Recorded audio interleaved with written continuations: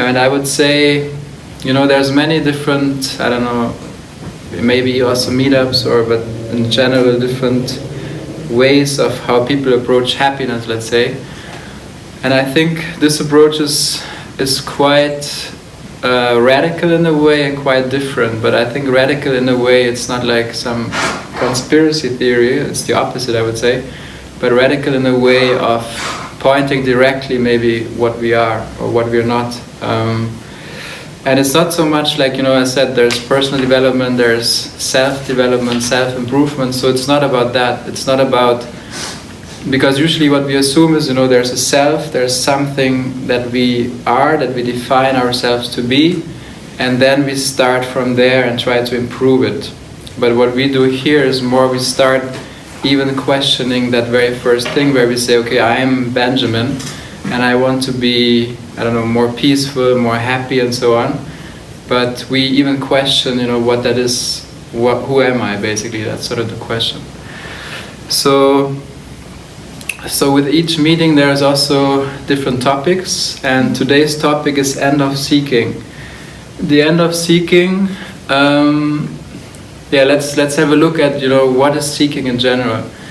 Seeking can mean that I seek, it's always like we always seek happiness, right? We seek happiness, let's say as children, we don't seek happiness so much, because it's more like, we just go around, we play, we don't think much, our parents maybe plan our lives and there's not much we have to do. But the older we grow, the more this sort of theme of happiness or whatever we look for is becoming more important. And so we start seeking, it feels like as if we start seeking this happiness in things, or like we start seeking happiness in, spending time with friends. Hi, come in. Hi, come in. Hi, we just started. So yeah, we start seeking for happiness or for whatever we think we are in spending time with friends, in getting approval or appraisal from our parents, from teachers. And then when we grow older, we look for happiness in, finding a partner.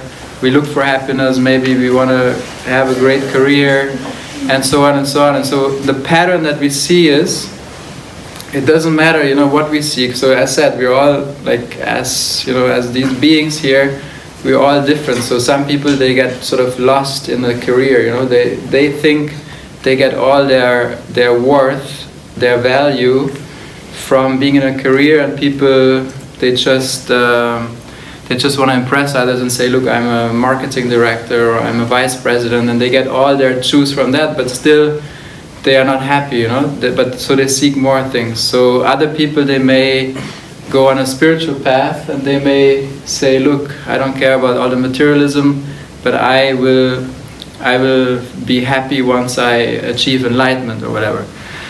Then there's other people who just say, I'm just happy that I have a family, I will have a house, I have security, and everything will be fine. So there's this pattern of seeking, and you can see it in our everyday life. Now there's a pattern which says, once I have this job, or once my boss is not so, whatever, if he's not as bossy anymore, or once my wife will, be nicer to me, once my children grow up, once I have a bigger house, once, and it's always like this, or once I've been to this party. So it's like a pattern that we see, that we sort of almost we give more importance to the future than to the now. To what, it's more important to be happy in the future than to be happy now. We plan, we organize, we do everything possible that there's some kind of security. We have experienced happiness before, and we try to set up life in a way that it's falling into places that it's exactly going to be as we want, and then we'll be happy. But we're so busy planning or being attached or to trying to reproduce this happiness in things that we actually forget to be happy now. Because how does it feel when we plan and plan and plan, and it's something as important as our happiness? How does it make us feel in that very moment? And that very moment it feels heavy. It makes us nervous to think about the future. Maybe one day we won't have the same house. Maybe one day our partner will leave us. Maybe one day we'll be sick. It's not about. It's all like sort of happening in our head.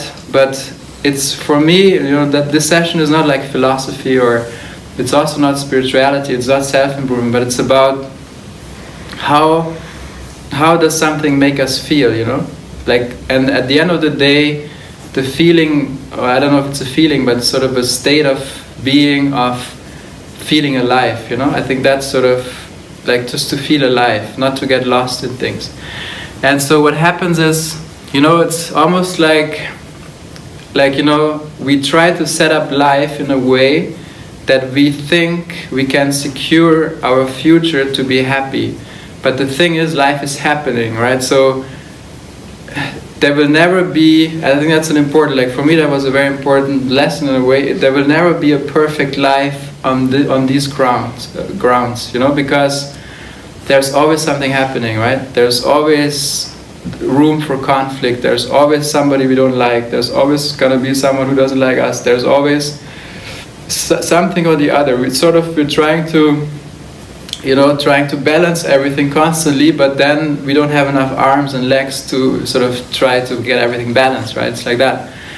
So then we always have excuses, we feel guilty that we didn't do that, we feel worried about the future and so on. And so yeah, that's basically sort of I'm just describing, sort of the suffering that we go through, and I will come later to, maybe what the cause of the suffering is, and maybe what helps maybe not to be in that suffering involved so much. So the end of seeking, I said, so it has all to do with the identification of what we are, because I think it's all about, as I said earlier, we usually start on square one, meaning on square one we believe that we are like separate from everything else. We're a separate being, and everything else is happening outside.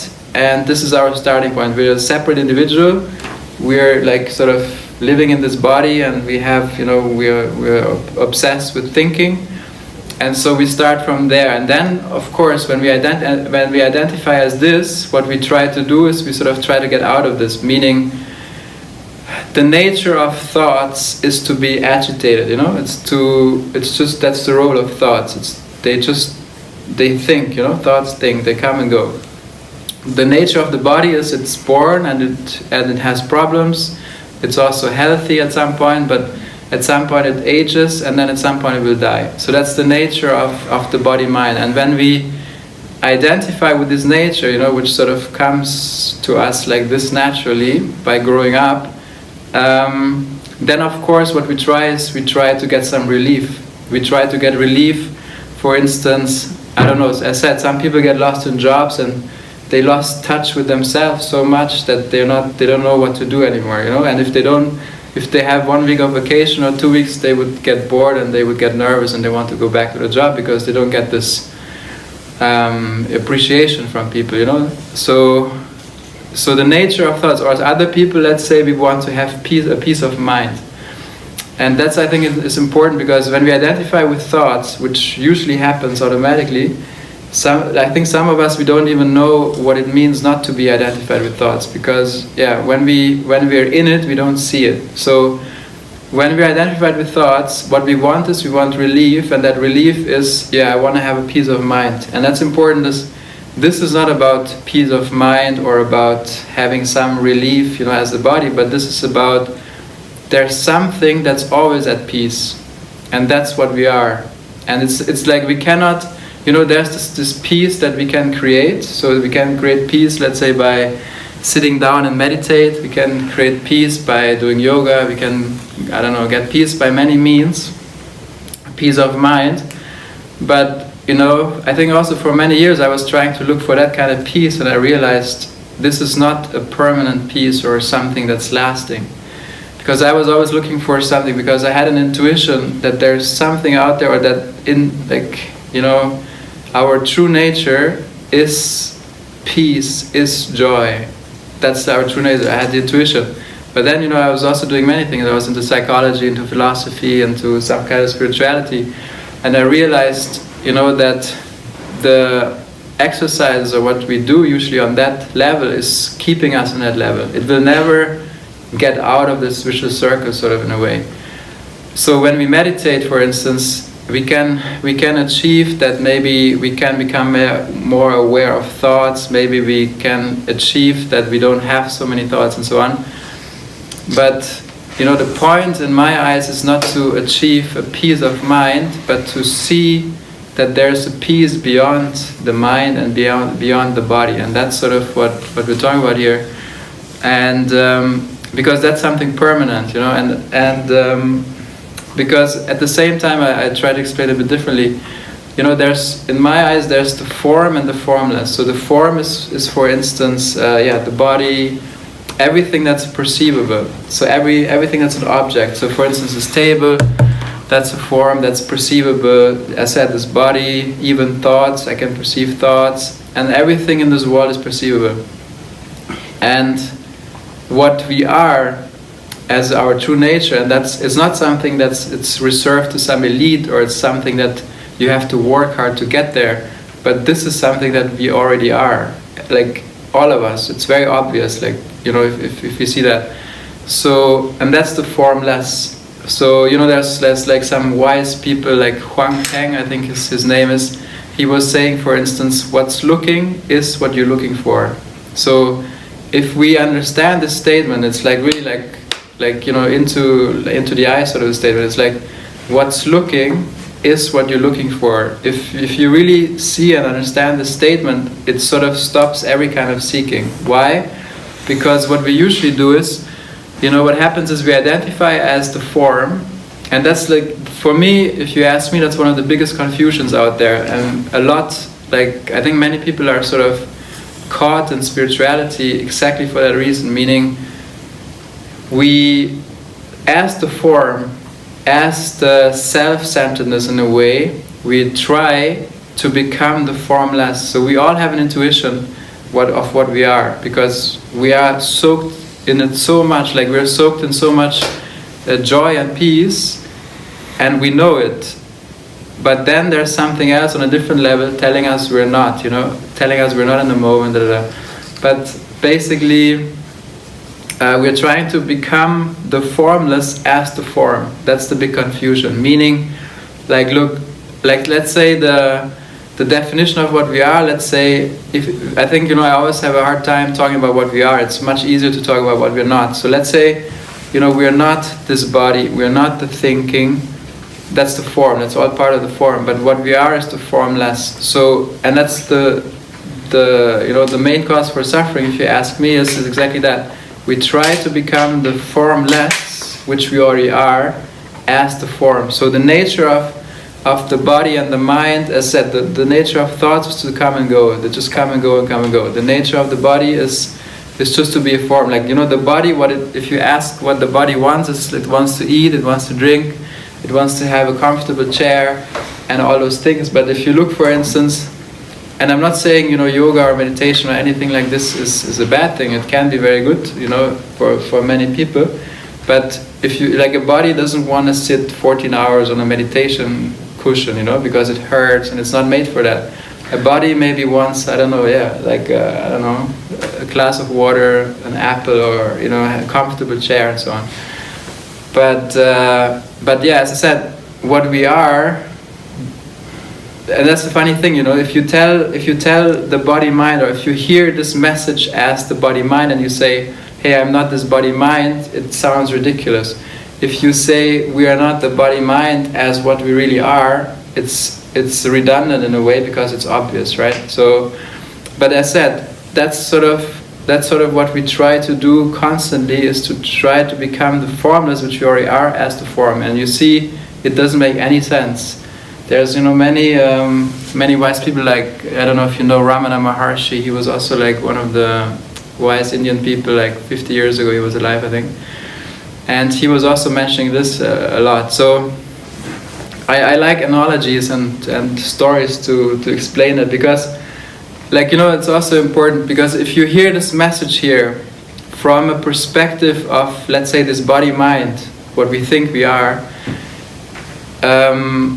it goes somewhere, right? But if you hear the story from the formless, which you are, it goes somewhere completely different, and that's also interesting to observe for yourself. So I tell you a story. So some of you probably heard it already a few times, but I think it's also good to repeat, because there's always many new insights. So there is a mushroom in nature. I think it's called the family of the cordyceps. So maybe you heard of it before, but it's a true story. These mushrooms it's very common. So there's a mushroom out there, and it can only reproduce so the only way to reproduce with that mushroom, it's very difficult. So the only way is, so it cannot sort of reproduce directly with the mushroom, because they're like quite spread out, but they can only reproduce by hacking into an ant's brain. So it goes basically into an ant's brain. It hacks into the brain. It tells, and by doing so, it tells the ant to go to the next mushroom family, and it can be like somewhere close, it can be in another forest. And then once it found, like basically from the mushroom, they have spores, right? That's what they blow out, and then through the wind they find the ant, and then it hacks into the brain, and then it finds another mushroom, and once it found the other mushroom from the spores, then from there the spore kills the ant, and then another mushroom grows out of the brain of the ant. So that's what's happening in nature, and I find that fascinating, because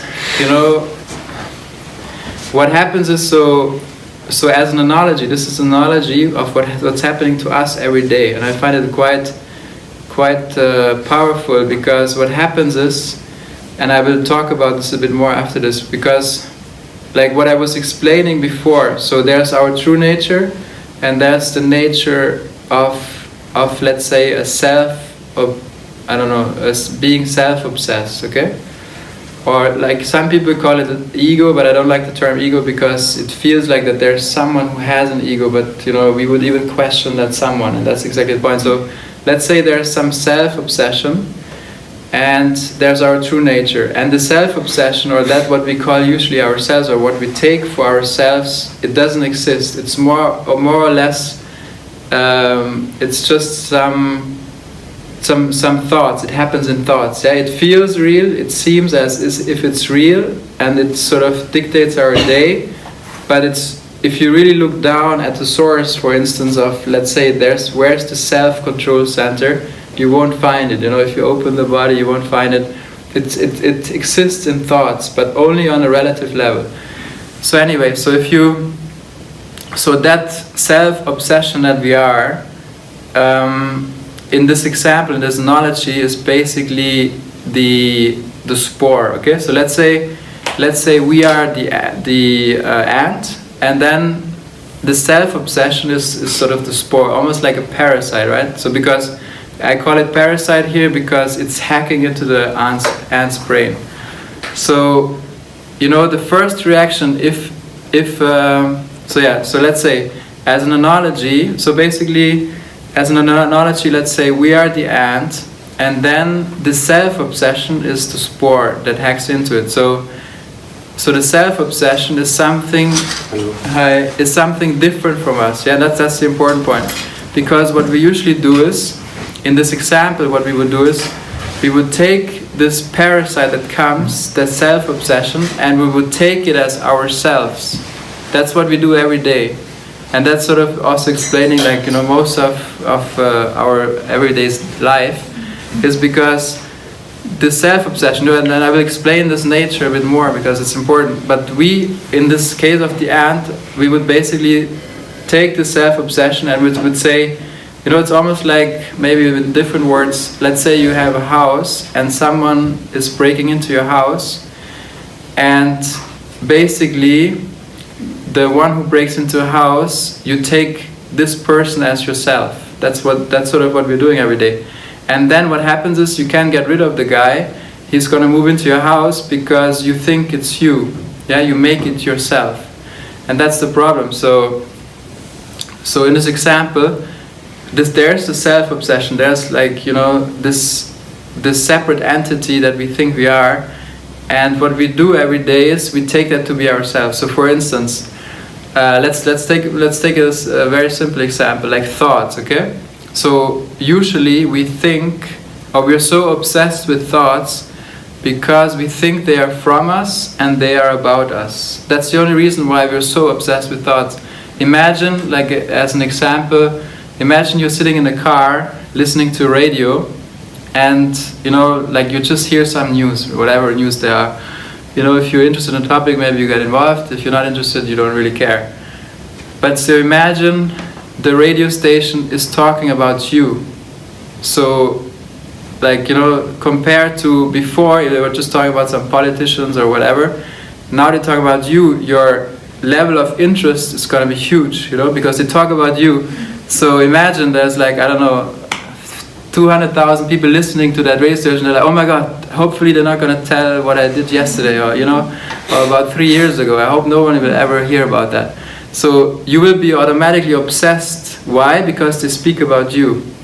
And that's exactly the same thing. So just, you know, that's what I also find fascinating.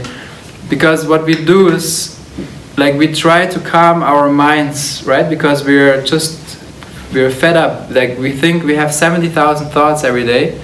80% of the thoughts are usually just a reproduction from yesterday.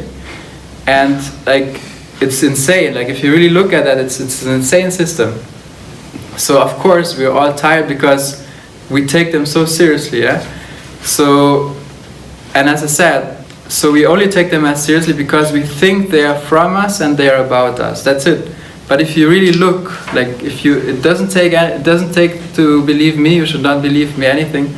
It doesn't need to read some studies from smart scientists. It doesn't take to believe anyone. But if you just take a moment to observe the nature of thoughts, you will very soon realize that they just come and go without you doing anything. It's like yeah, if you just, like, I don't know what I'm talking here. I don't know where those thoughts come from, but I'm just sort of expressing them. And for me, it's like always like this. Like, I mean, for everyone. But the thing is, the nature of thoughts, or like the nature of the self-obsessed thing, is exactly claiming. It claims everything. So it claims it's the doer of the actions. It claims it has free will. It claims it's the thinker of the thoughts. But if you really look at the nature, we are not the producer of thoughts. Thoughts come and go, but what we do is we claim it's my thought. You know, like somebody asked me, why did you move to Hamburg? You know, I can come up with very smart reasons, but I have no idea why I moved to Hamburg. I really, like, sincerely, like, things just happen, or like, you know, there's amazing things happening, there's, you know, bad things happening, but we take so much credit or so much responsibility for things, you know, not really responsibility, but or we feel guilty because we did something. But if you really look at some of the functions in our body or mind that are close to us, or just look at your body. Like I said, we claim everything, but if we were in control of our body functions, I'm sure each one of us would die after 2 minutes, because, you know, we would forget breathing, we would forget pumping our heart, we would forget to, I don't know, grow our hair, we would forget to split cells. I mean, it's a complex system, right?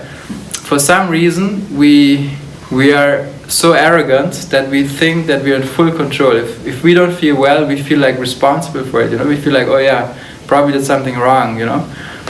And that's the case with so many things. So, as said, it's not about, you know, that's the thing. It's not about trying to calm our mind, or you can do it, but it's an endless story. Like, you can work on your body. You can go to a course of, I don't know, whatever. Like, trying to calm your mind. You can better communication or non-violent communication. You can try to get enlightened or whatever. But, you know, the thing is, you can try everything and it's endless. But for me, the key is, if you just see that you are not the thoughts, just for instance, that's a huge relief, huge, like you can't even imagine. Because, yeah, as I said, thoughts is like a huge thing. And so it's all a matter of identification in a way. So if we if we identify with thoughts as an example, we are basically enslaved to that system, because everything basically, we're hypnotized. It's almost like, some guys were, you guys were talking about hypnosis. Like, we don't even have to go to hypnosis course, because we actually are hypnotized like in every moment. If you go to hypnosis course, you know that hypnosis is basically everywhere all the time, right? In a way, it's just maybe being aware of it or not. But yeah, we are sort of hypnotized by the thoughts, and it's almost like these thoughts have hacked into our, not in our brains, but into our nature, and to see, and they sort of dictate where we go. But the thing is, I'm telling these stories and they sound quite negative, but it's not negative at all, because everything I've said, it's only all seemingly so. It's never happening. Because it's almost like, it's like a dreaming, okay? So imagine you're dreaming, and you're dreaming something, you're dreaming something that you don't like, or it's some dream. Let's say your partner is cheating on you, right? Or let's say you are cheating on your partner in the dream, okay? So when you're in the dream, what happens is you're like, oh shit, what did I do? I can't believe that I did that. He or she must feel so bad. Should I tell her? Should I not? You will be super nervous, right? You will, like, your whole life is sort of a mess at that moment, or maybe for days, maybe for weeks, maybe for months. So you can go, let's say, in the dream world as a dreamt person. You can try to go to a psychologist. You can try to calm yourself down, or you can talk to friends and see if you should tell or not.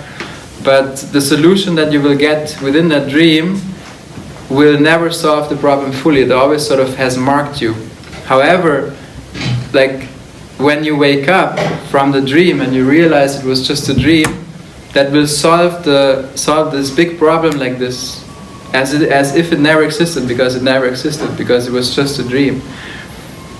And that's exactly this life here, because in my eyes, like, I give you another analogy. I'm just throwing some analogies at you. In my eyes, it's like we're the sky.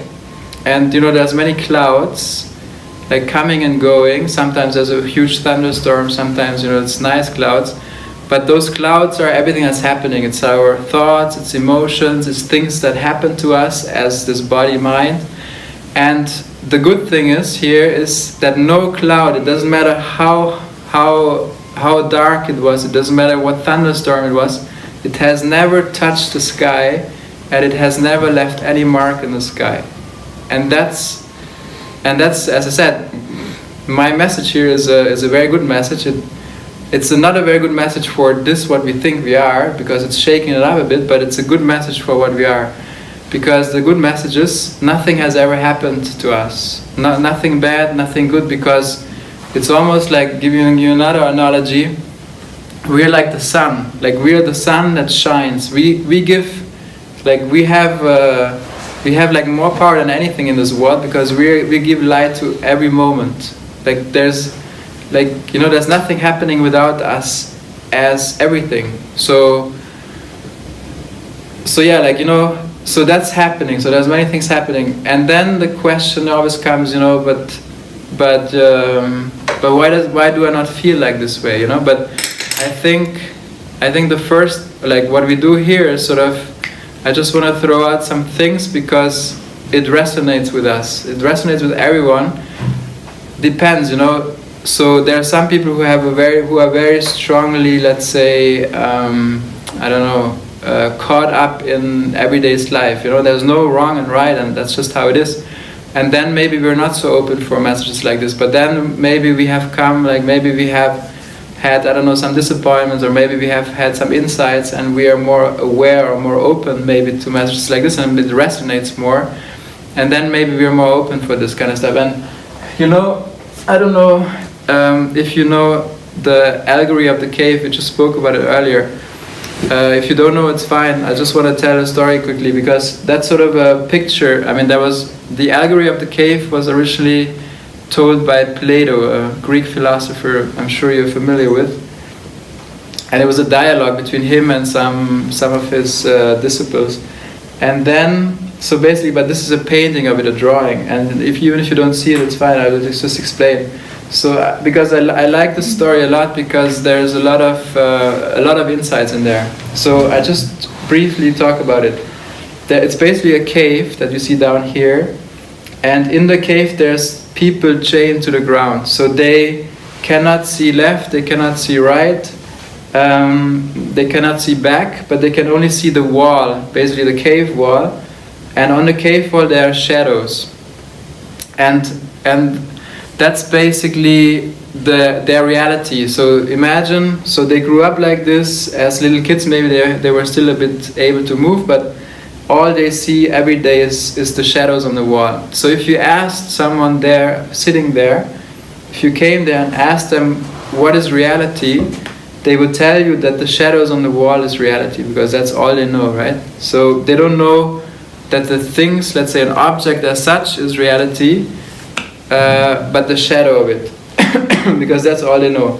So let's imagine then someone came and took off the chains of some person here, and they were able to look back. So basically, I just explained that. So there's a cave, there's a light source here, and there's more people here, and these people are more like influencers or opinion makers. And then up there there's a hole, and then you can go out. So basically, if you asked, or if you took the chains away from someone sitting here, and you let them go, so basically they were able to also look in the other direction now, towards the light. And if you asked them, and right away what would happen is they would first, their eyes wouldn't work so well, because they're not used to this bright light.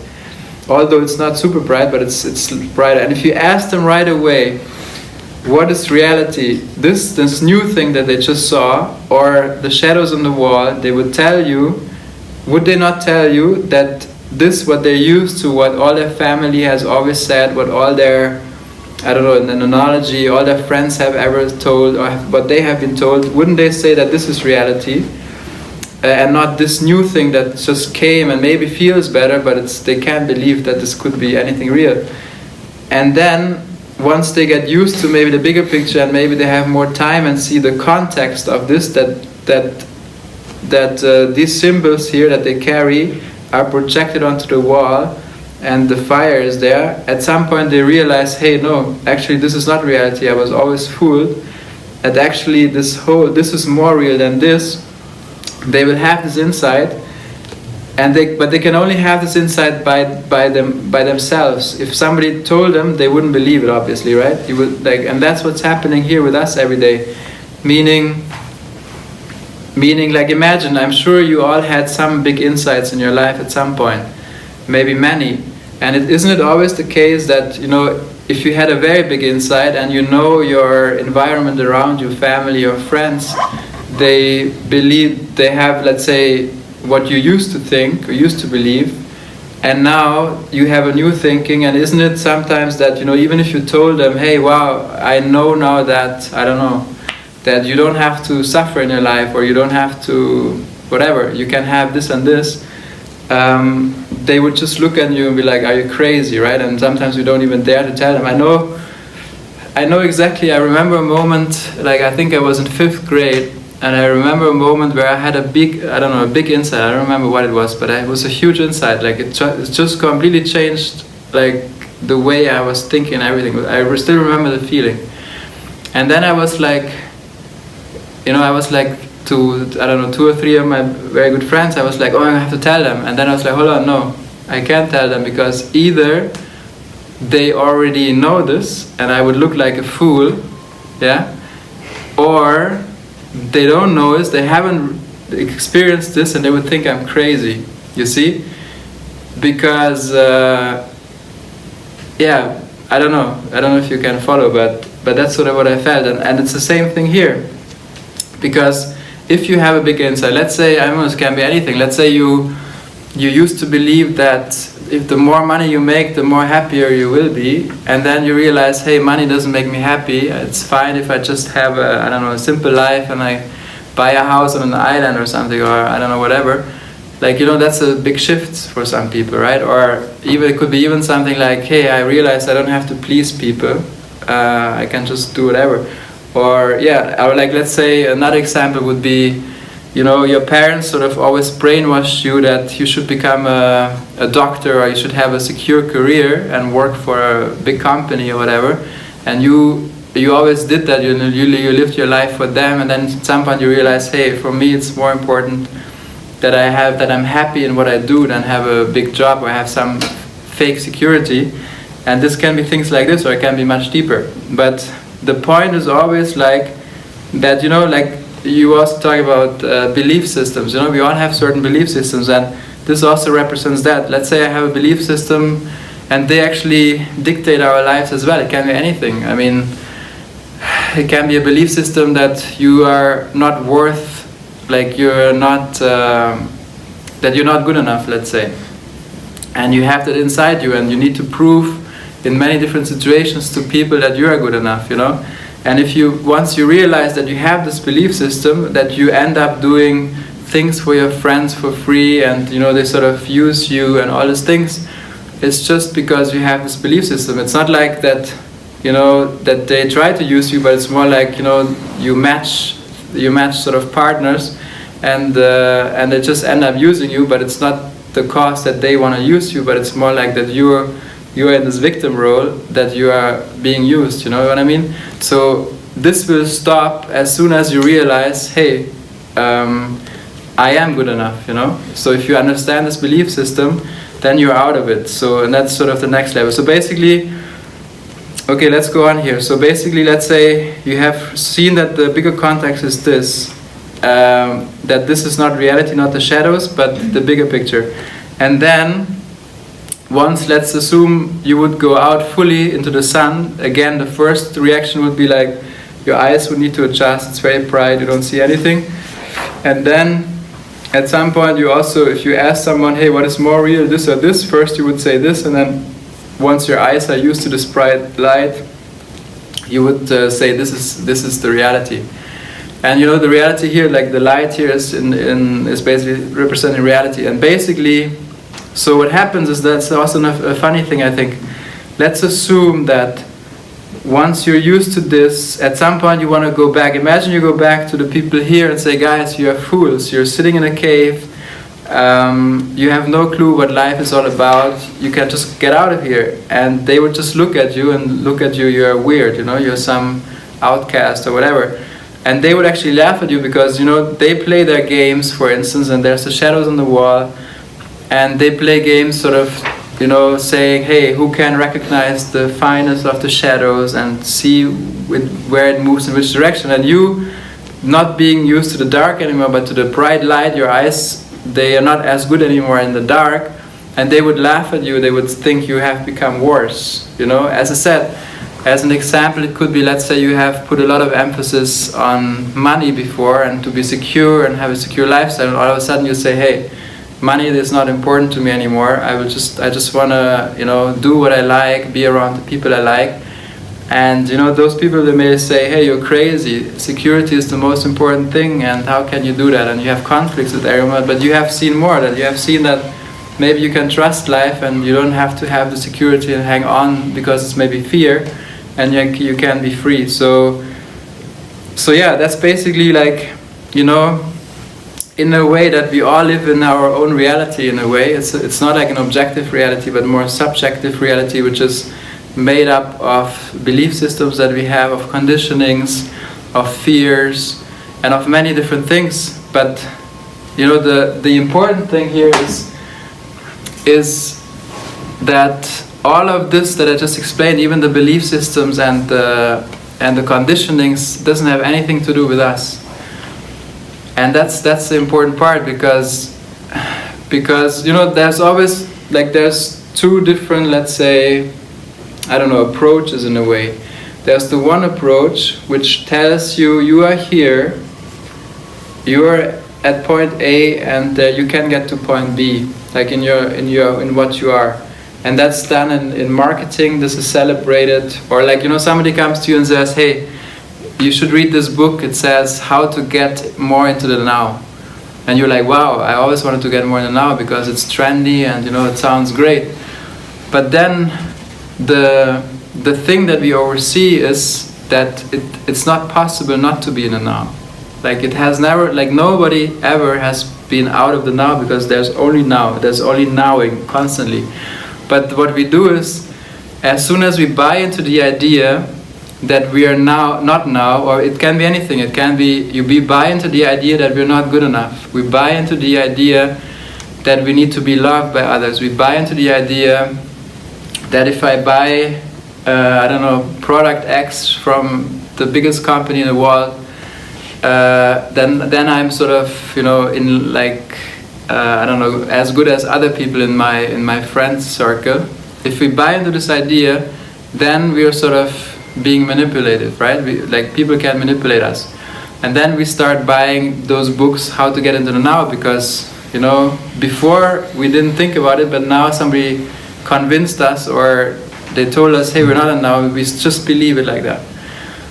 And that's exactly the point, to see, that's exactly the point, not to take, that's what I said earlier, like we usually start from square one where we have not questioned that. Like, for me the biggest skill is to question the status quo. It doesn't matter what status quo, but it can be a psychological status quo, it can be a physical status quo, it can be a political status quo, it doesn't matter. But the ability to question things, especially authorities, especially anything, even like not just others but your own thoughts, because as I said earlier, like the thoughts may not be about you or not be from you, but this is an ability that I think we all have, but we sort of forgot about it, because what we learn, for instance, in school, like for me school is like a system where we learn to be disciplined, to obey, to just repeat, to memorize, and it's more like we learn what to think, but not how to think. And for me, that's sort of the the thing we lost, because if you look, the system is perfectly done. It's like we are happy as children. There's not even the sense of an I when we are until like 1.5 years old. Then like we're never like, imagine when you were a child, you were 2 or 3 or 4 years old, you were never concerned and said, hey, I don't know, Paul, I don't like playing with him, I hate, tomorrow I'm gonna play with Paul, I hate him, like all these things, or like, like we don't think about the future as children, right? So then what happens is in the system, so we go to school, and as I said, the school is like we have to sit still, which is sort of against the nature of our body in a way. We have to obey some authority, and we have to learn things, and if we don't do this, then we get punished, and if we get good grades, then we're great people, and at some point we even identify the better grades we have, the better as a person it feels almost that we are. And that's a perfect system, because then it goes into a job, and in this world of jobs that we have, it's very important that you listen to the boss, otherwise it doesn't work and stuff. So it's a perfect system for that. And because we do this every day for, 10, 20, 30 years, we just forget what we really are. It's really like that. And then we forget to question the status quo, because we are afraid, yeah. Hold on, we will discuss later, maybe you can remember a question.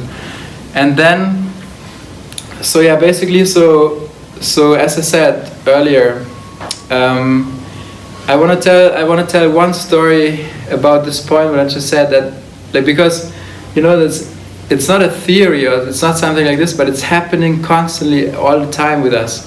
This, that we oversee what we are, because we jump right into something that we're not even aware of. So I tell you one other story.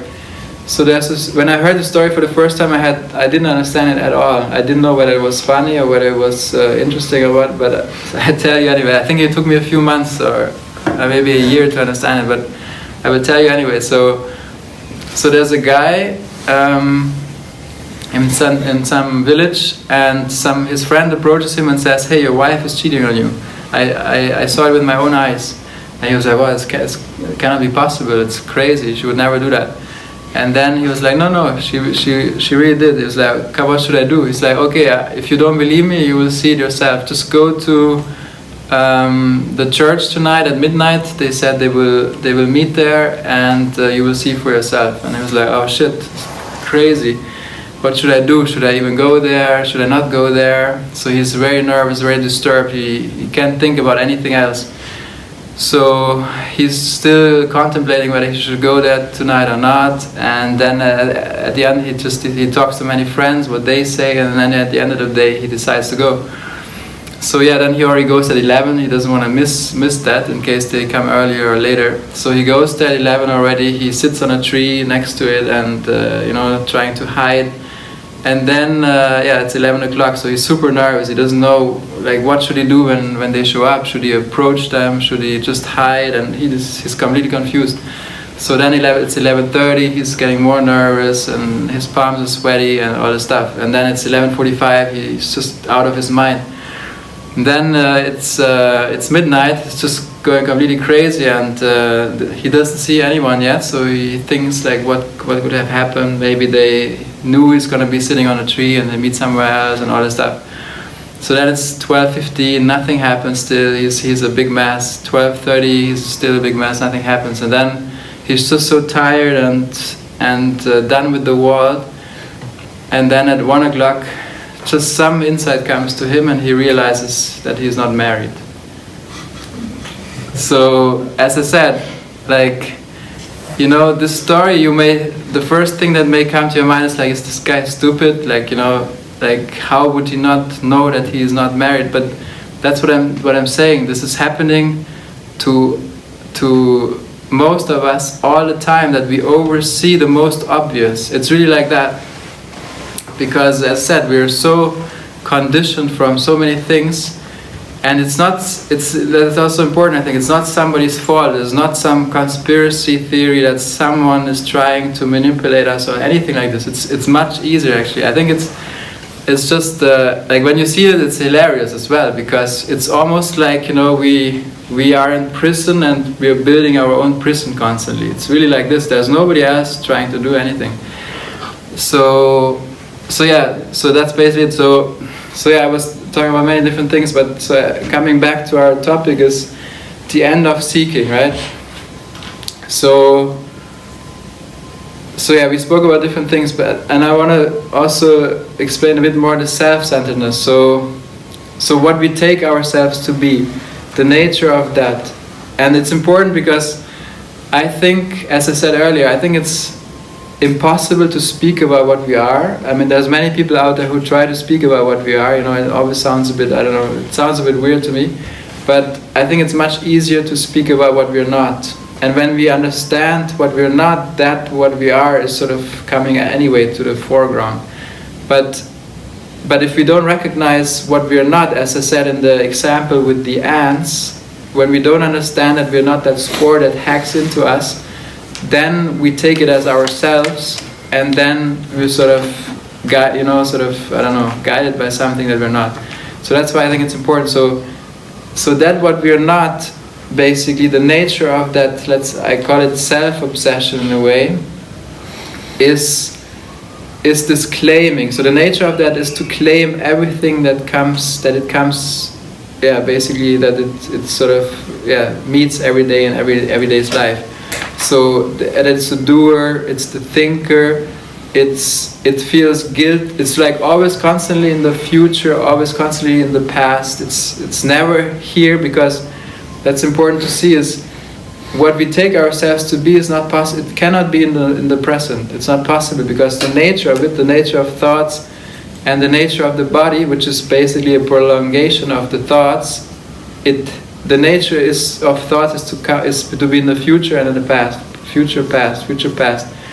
A thought cannot be in the now. It's not possible. Like when you think now, it's already gone, and it goes on.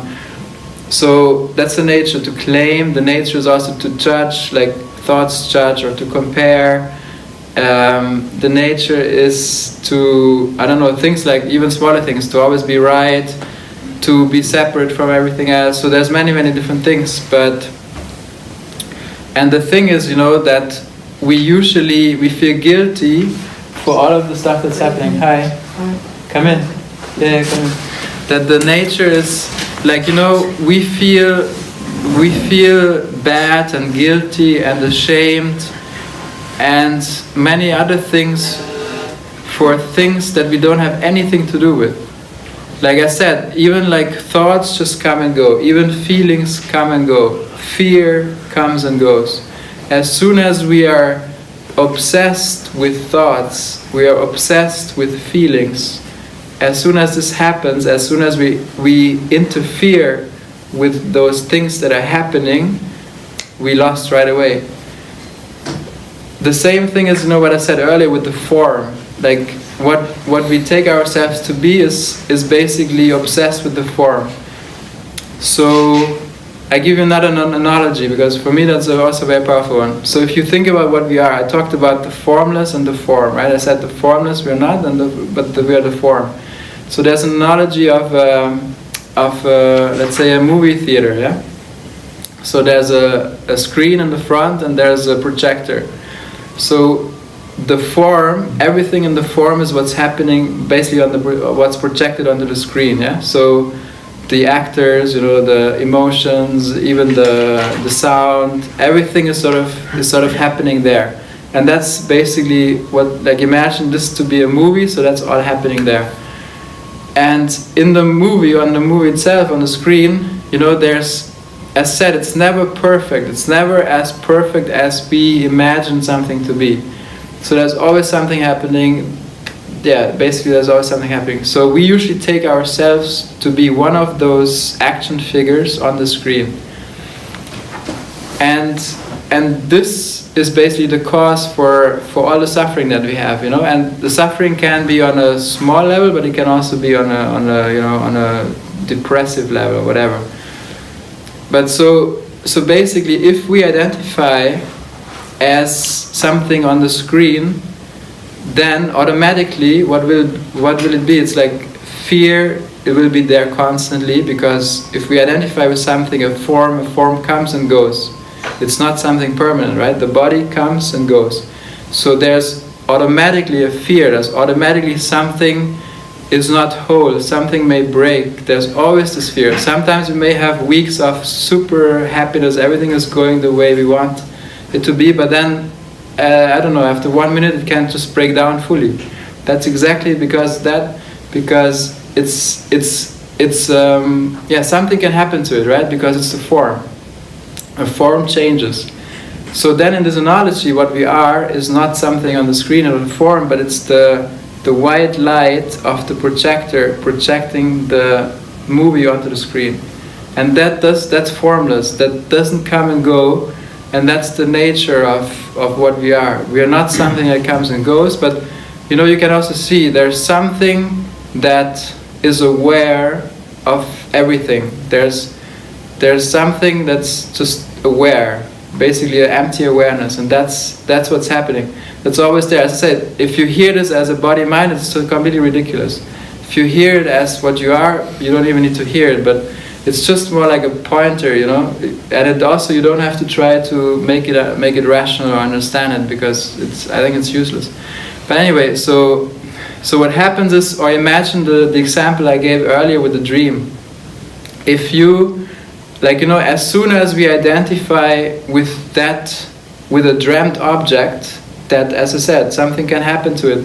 This body can die anytime. It ages. It has problems. There's many problems out there. When we identify with that, of course, there's fear. There's everything. All is happening. Even fear is just happening. But when we realize, in this dream example, that we're not the dreamt object, that we dream about it, but that we are the dreamer, so the one not being a dream, but the one is awake, then how is life going to be different? It's going to be completely different, because then it becomes almost like, like you're playing a computer game. I'm sure everyone has played a computer game. So it's almost like, when, you can also identify when you play a computer game and you have 3 lives and you lose, you die in a computer game. Maybe you also, smash your controller down, but then that's it. You walk on and it's fine. But imagine if you think you're the action figure in the video, and you die, then that's it. How afraid would you be? You would probably play like this, But that's sort of how serious or not serious we take life as well. And when we, it's not like a theory or something, but when we have that understanding for ourselves, life becomes like a play. It's almost like a divine play. It's like things are happening whether we want it or not, and that's it. It's more like a play. So yeah. And the end of seeking, coming back to the title today, it's basically, we don't, like when we realize what we are, we don't invest energy and time anymore. It's like the show is still going on, obviously. Whatever is happening, but we don't derive happiness from the things that are happening. Because how would you want to derive happiness when you are already this happiness or this joy? You cannot get more. Like none of us can be worth more. None of us can be more joyful, because what we are is that very nature. And as soon as we try to become more happy, that means automatically that we have identified with something that we're not, and that's sort of the seeking. And the end of seeking happens when we see that, as I said earlier, that what we're not, we see that what we're not, and then the seeking stops automatically, and then it's like what you're looking for, like what's looking is what you're looking for, and that's it. And I said earlier, we try to get out of this world, out of this form, into the formless as the form, and that will never happen. And that's sort of the dilemma that there is. And at the same time, as I said, all of that, what I said earlier, because that's the most important sentence, I think, that it's all of this, what I just said, is only seemingly so, because what we are, like none of us is like, it's not like, because we usually believe, we are on the screen, and at some point, when something great happens to us, we will become the formless. But that's exactly the dilemma, I think, because when we see that we are always the formless, even if I don't know, your mind or your thoughts are telling you differently, or even the feeling, if you just entertain it, I'm not saying you have to believe anything I say, you shouldn't, because you challenge the status quo, but if you have a starting point of you are already what you're looking for, then you no longer need to seek. But if you have the strong belief that what you are now is you are on point A, and you are not enlightened, and you are not good enough, and you still need to do a lot of work until you come where you get there. As long as you have these beliefs, and as long as you believe those thoughts, it seemingly feels as if you're not what you already are. And that's sort of the dilemma in a way. So that's basically what I want to say. And so now we can just openly discuss. You can ask questions, we can discuss and whatever. So go ahead. Yeah, also in regards to this dilemma, just imagine this guy which was in the cave. He goes up, sees what happens around, and goes back. And I can only imagine, but I think he will still have doubts that this is real and this is not, because he spent his whole life there. So my question is, how can you recommend how it's possible to get rid of these doubts that this is real and this is not? Yeah, so exactly, like that's my point would be, you don't have to get rid of the doubts, because the more you try to get rid of the doubts, the more the doubts, you will fuel the doubts. Meaning, it's the same what I said with thoughts, It's like, as I said earlier, if you think those are your doubts, you will give them a lot of meaning, and you will focus more on the doubts than maybe actually what's in front of you.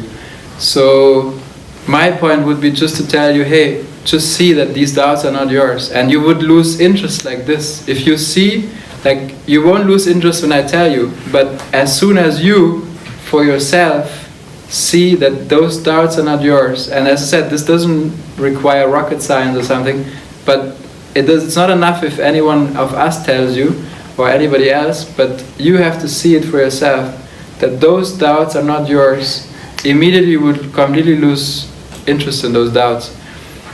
And as I said, it's not big rocket science, and that's it.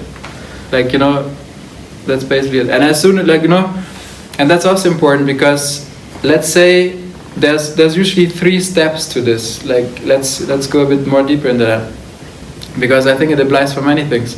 So let's say, because it's not a theory, it's not like in school I say, okay, the doubts are not yours, you write it down, we're like, okay, that, right? It's not like this, life is different. So awareness plays a big role here. So let's say there's this 3-step process in a way. So usually, let's say about this like, okay, there's doubts coming, like, oh shit, I'm still doubtful. So the first thing is, in the first step, or in step 0, you're not aware that this is happening. You're involved in the doubts and you think it's yours, right? Then at some point, let's say you entertain the idea, maybe they're not mine. At some point, let's say you have the doubts, and after the next day or after 10 minutes, you realize, hey, they were actually not my thoughts. I just realized they were not my thoughts. It happened, but they were not my thoughts. So it happens afterwards. And then but that's the important thing, you have to catch it in the moment, or just afterwards. So it happens, let's say 5-6 times after afterwards. You could also take the example of anger. Let's say you get angry at something, you never understand, you get angry, and at some point you realize, hey, wow, I was angry. That's the first step for change, because you become aware of it. Before you were not aware, but now you become aware. So then it happens afterwards. Then in the second step, let's say you have those doubts, and not just, you don't see them afterwards, but you see it while you have the doubts. The doubts come, you're getting involved, like, oh shit, why do we have those doubts? You realize, no, they're not mine. And then you're sort of free from it. And then it happens a few times as well. And then the third step is, you get let's say you get some kind of impulse from those doubts, and before they actually fully express themselves, you realize, hey, it's not me, this doubt.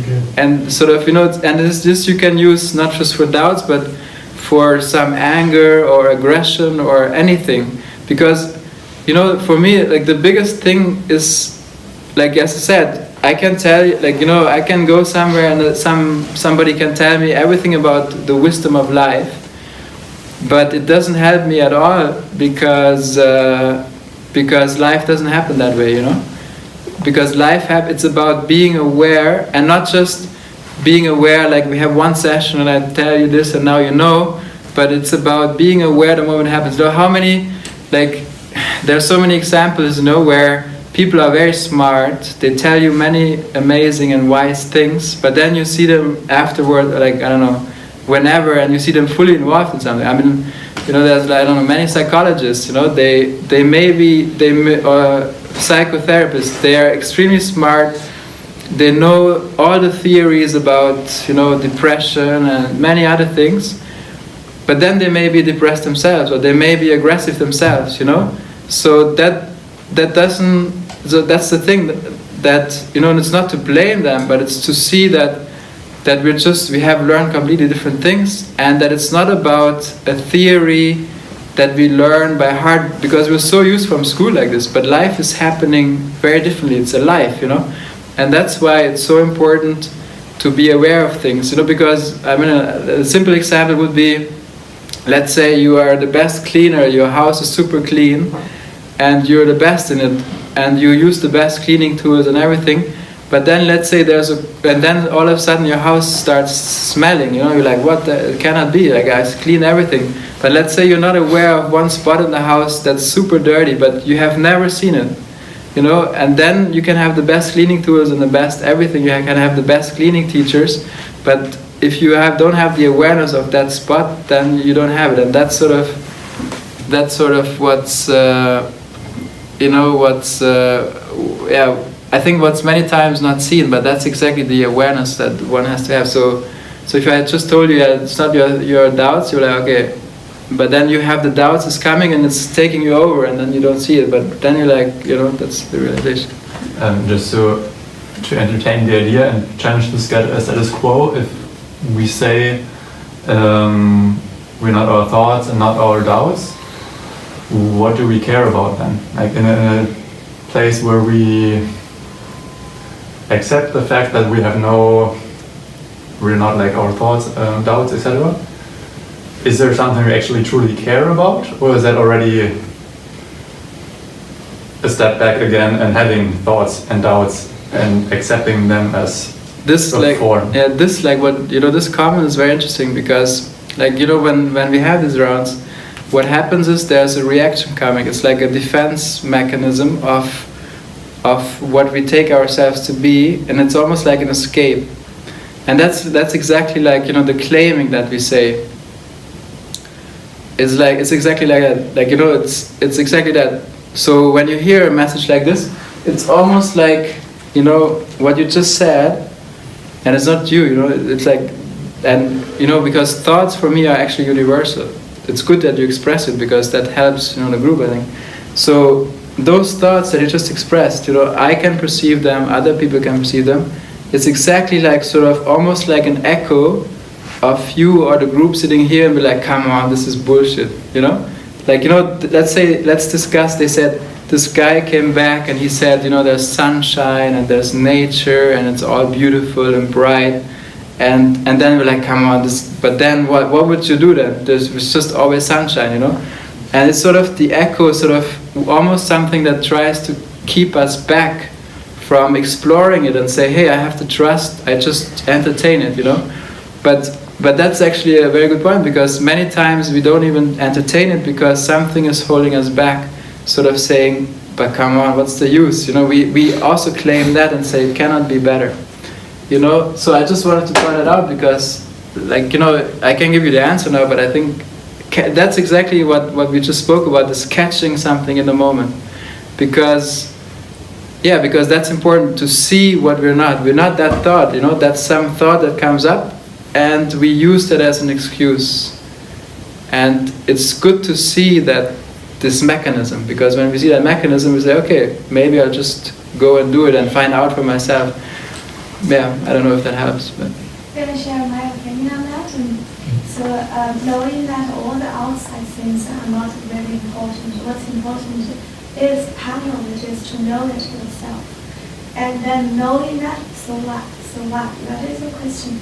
But even the process of knowing it is a process of getting to the true nature. And this process itself is meaningless. Outside is not. So then to take care of this, maybe you just committed, you keep having some doubts. And this process of convincing yourself, finding inside that outside of the projecting, the self, the process itself is important, if I understand right. Yeah, very well said. Sorry, what is process? From one stage to another stage, this The journey. transition. Exactly.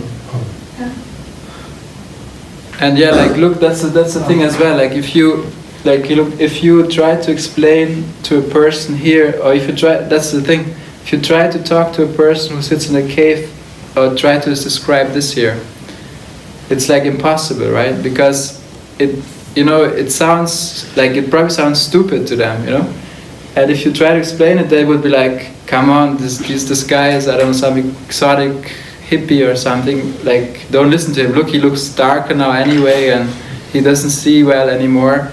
Why should we do all this? Let's just stay here, And that's exactly, that's, as I said, that's there's like, when we have those insights, there's many thoughts, like sometimes they become even stronger. And then it's the art to see that, to catch them in a way and say, hey, okay, I get it. And then you go on. Yeah, because like what my point, like let's say, answer your question is basically, we cannot understand what is out there. For me, it has been the experience, that I could have never imagined what else is out there. I could have never imagined this. Like with my imagination, with the experience I had, it's like much better than anything else you can imagine. It's like, and that's, but this thing that we are not, it's always trying to look for a purpose. It's always trying to look for a reason. It's always trying to look for something rational, for something better. And but it's like, it's like trying to control and this. And I think the art is, Like what we're talking about here is not so much this energy, but it's more like this energy. This message here is not about trying to understand and wrap our heads around, but it's more like this. And there's a saying that our heart will not touching the heart is it. So inside it, there's a little monkey inside us, which keeps looking from outside. And they always want some more. Whatever they get, they just want some more, I want some more. But actually, it's content inside. So, but again, it's a process of finding yourself to satisfy this monkey.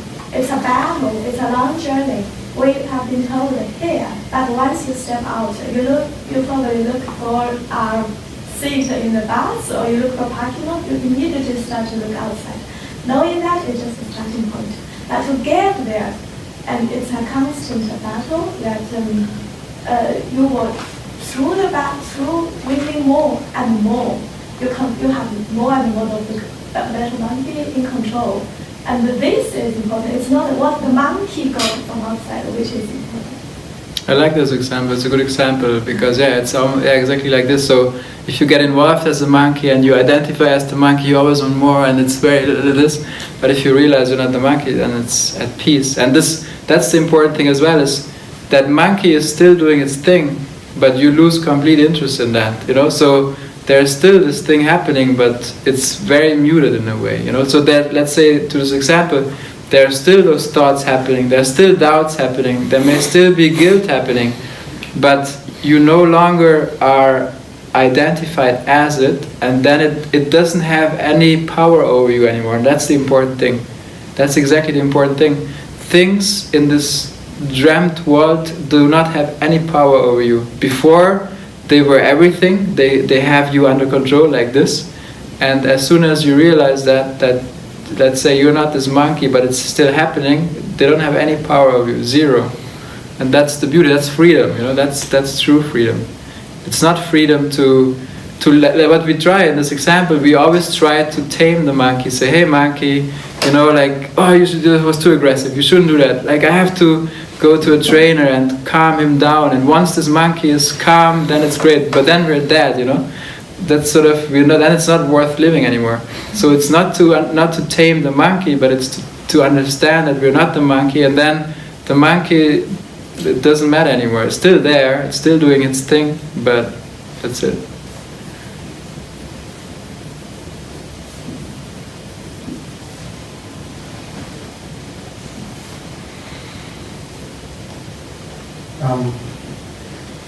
There's something you touch on I'm quite fascinated by, actually, the concept of money, especially in the modern world, so to speak.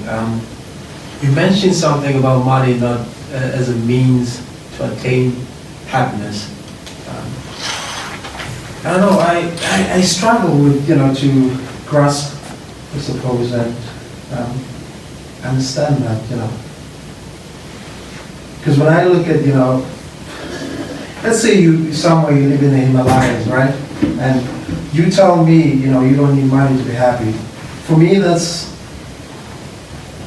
doesn't need a further explanation, But if you're in the first world and you tell me, I don't need, money as a means of some sort to attain happiness, I find it hard to grasp that, to believe that. Because, everyday lives, if you look at it, most of us, whatever ways or means we are engaged in, processes which involve money, whether it's your job, whether it's, most of us or all of us, make that assumption of bank accounts where we keep money. We work for money, we keep money, we give money away, we take money, and all these things, So I kind of struggle that a little bit, especially, as I've said, in a sort of first world, to grasp when somebody tells me that. I feel like really, I'm just interested, what, maybe some of you or any of you could, shed light. like paths or yeah, like there's this big, I think, misconception out there. Like money is, I think, is a very big topic, right, for many people. But I think there's this big misconception that, let's say, someone is going into, it's exactly that confusion that I spoke about with the form and the formless. Because let's say in the spiritual world, like in some, like, I don't know, Buddhism or something like this, like, money is considered as something bad even. Like, some people, like, I think if you're in certain path of Buddhism, like when you become a monk or something, you give away all your belongings, your money, and you just, I don't know, sit in a monastery or something, right? So yeah, there's a misconception, meaning there's a confusion between the form and the formless, and that's exactly it. So I was saying that there's the form and the formless, right? So in the form, in the world of this, money plays a role, right? Money plays a role, as you said, in the first world. I don't know, you pay your bills with money. Like money is like an exchange tool, right? Sort of. It's a necessity. It's a necessity in a way, right? But that's exactly the point, that in the world of the form, yes. But however, and that's the thing, like, sometimes we speak about happiness as if it was something part of this world of the form, oh, I'm more happy, I'm less happy. But my point here is that, of course, our happiness or our true nature is not linked to how much money we have or make, but what we are is the joy. Like, money is just something out in the form. So my point is that you're not invested in the world of the form, whatever it is, whether it's money, whether it's, some people, they are happy when they're in a relationship, some people are happy when they have a big house or when they have whatever. So the point is that this show here is still going on, and money plays a role, does play a role. It's an important role, especially, as I said, in the first world. But what you are, if you take the example of the sky and the clouds, and let's say money is one of the clouds, then nothing can touch you. Whether you have more money or not, you're always what you are. But you see what I mean is, like, I'll give you the opposite example. Like, let's say somebody hears that message, or like, they do some kind of spirituality, say, oh, it's all about me being happy, money doesn't play a role. Then what happens is they confuse the form with the formless, meaning they let go of the form, but they're still in the form, and then they say it's bad to have money and it doesn't matter anymore, I just do what I like, and then they have trouble with money, because let's say then they say, oh, I hate my job, I learned that money is not important, I just should do what I like, and then they do that and then they, shit, it's still not working. But my point is a completely different one, because I'm not saying that money makes you happy, because I'm saying you're none of this. Like, whatever's happening on the screen, that's why, like, money is still going on, partners are still going on, hate is going on, wars are still going on, everything is going on, the monkey is going on, but this doesn't have anything to do with our nature. You see, this is completely two different things. So meaning, like, you can also say, for instance, let's say you're dreaming, right? And in your dream you have loads of money, right? And you're super happy. But as soon as you wake up, that's gone, that money, right? That's sort of it, and it doesn't interest you in, like, as a awakening person, or as the person that is awake, that's dreaming. You do not care how much in the dream, how much money you have or how much you don't have. That's exactly sort of what I'm saying. So I'm saying, as what you are, it doesn't matter how much money you have, but in this, your action figure that's on the screen, then it matters a lot, So yeah, I don't know if that helps, but yeah, that's basically it. And I think this question also is linked a bit to free will, and free will is a big topic always with this, because if I believe I have free will, and that action figure that we take ourselves to be, we believe we have free will, and then this free will concept brings a lot of problems with it, because then you have this thing as oh, I'm stuck in this job, I hate my job, but I have to earn money, otherwise I don't know what to do, and then you're holding on to this, and then you think you have the free will whether you can stop or not, So there's many problems involved in this, but But if you even, there's this experience of free will, but if you really look at it, there's no one who has a free will, and then it doesn't become a problem anymore. But yeah, we can do that next time about this topic. But